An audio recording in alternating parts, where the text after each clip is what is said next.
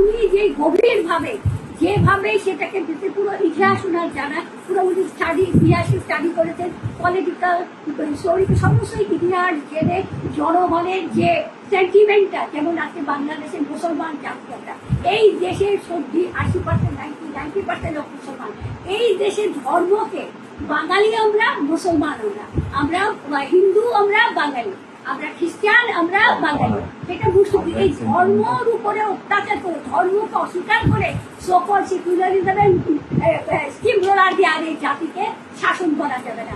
আমরা আমাদের স্বাধীন জাতি সত্তা নিয়ে আমাদের বাসা তুলে দাঁড়াতে হবে। এর মানে এই নয় যে হিন্দুকে আমি ঘৃণা করবো, বলতে নট দ্যাট, কোরআন শরীফে স্পষ্ট বলছে তোমার ধর্ম তোমার, আমার ধর্ম আমার, আমি আমার ধর্ম পালন করবো, তুমি তোমার ধর্ম পালন করবে।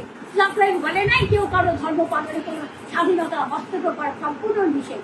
তো পিনাকির যেটা ভালো লেগে তার অর্থনৈতিক জ্ঞান, তার রাজনৈতিক, সামরিক সব ক্ষেত্রে তার জ্ঞানের যে প্রসারতা, ব্যাপকতা, গভীরতা, সেটা আমাকে ভীষণভাবে স্পষ্ট করে।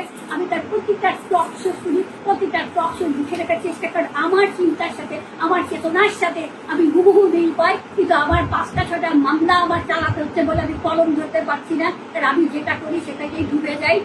আমি শুধু ভাবছি কখন লিখবো।